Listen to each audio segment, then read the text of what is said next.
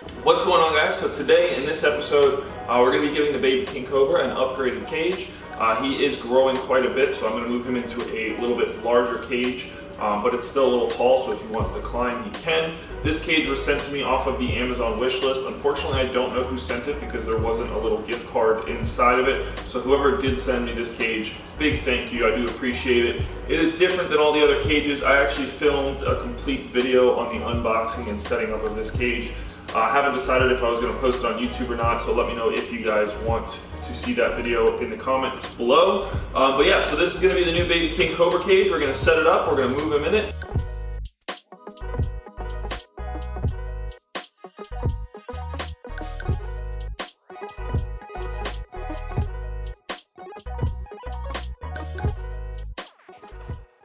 Alright, so this is a really neat cage. It's a Carolina custom cage. It's got a built-in lock on it and everything. It is different than the normal Exoterras I do use. So I'm right now putting in this substrate that I actually make myself now. I'm no longer using Eco Earth for a lot of the cages. I will be using this stuff.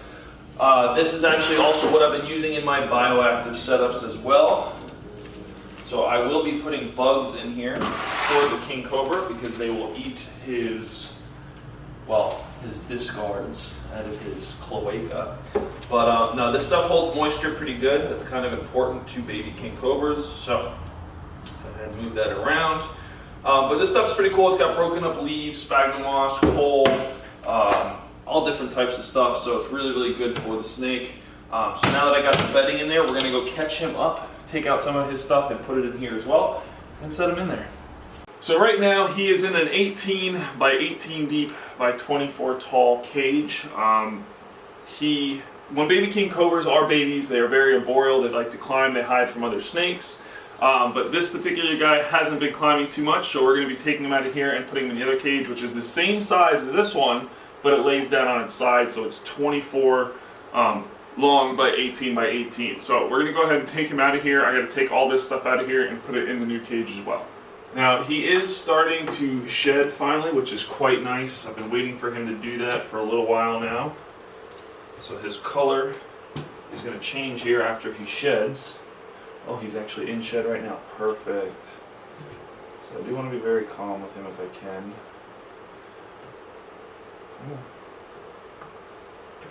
So he's now eating 2 rat pinkies for me, which is awesome.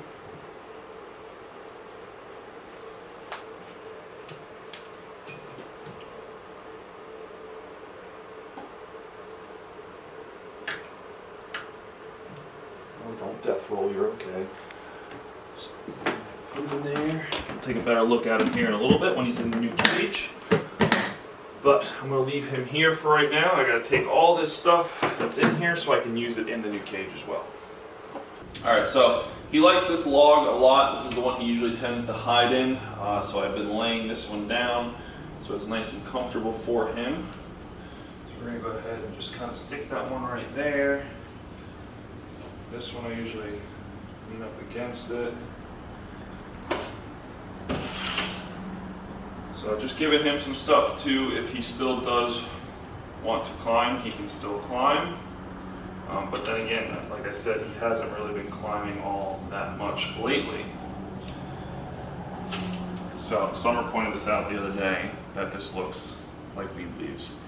Probably is what it's supposed to look like. I don't even remember where I got this, but I got this a very long time ago. There, I gotta go grab the water bowl and one more plant, so I will be right back. Alright, so I have it all set up now. It's very simple, good amount of places for him to hide, and some plants if he does want to climb. Now I am going to be spraying this down with some distilled water.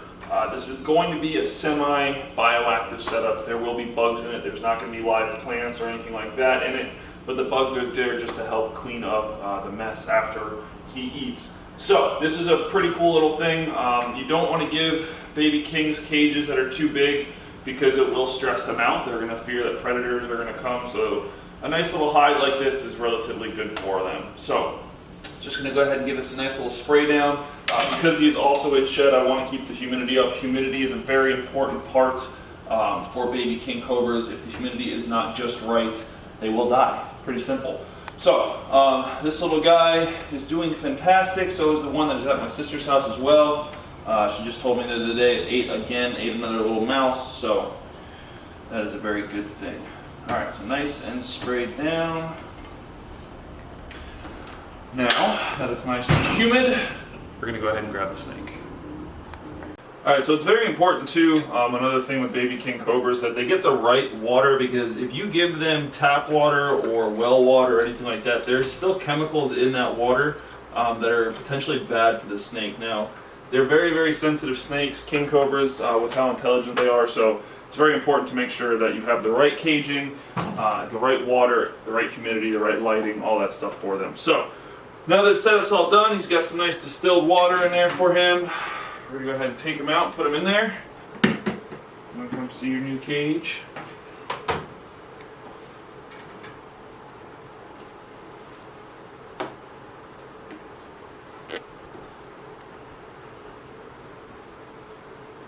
So king cobras naturally too, they're not very round snakes. They're actually more of a triangle shape than they are round. So if you see a round king cobra, that means that king cobra is actually overweight.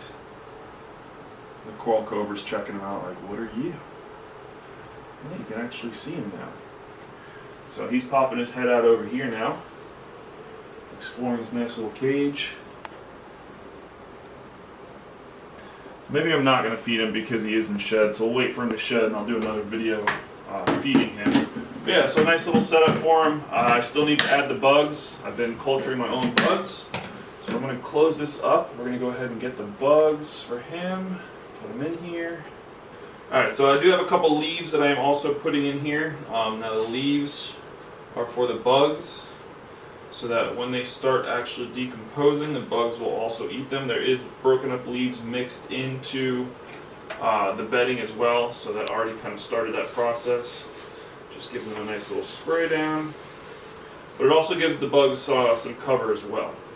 So the bugs that we're going to be adding to this are this first one here, which is actually a springtail culture.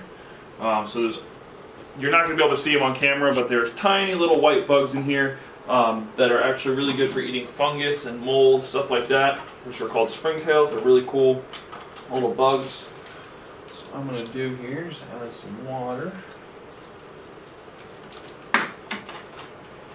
But something awesome about springtails is they actually float. So when you add a little bit of water, so if you come on over here, you can actually see them all. So if you look right here, there's a bunch of little white speckles.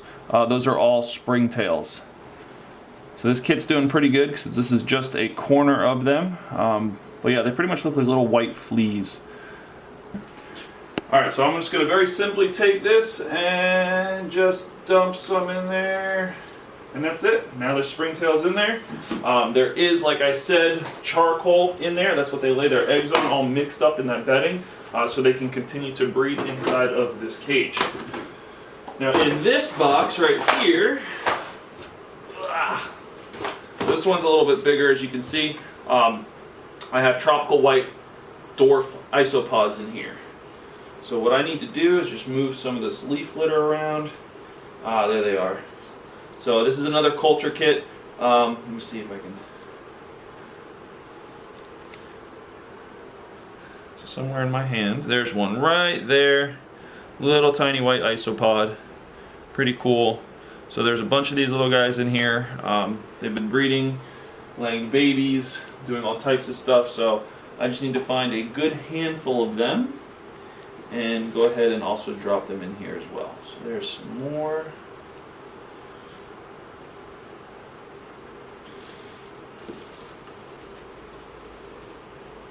Oh man, there's a lot.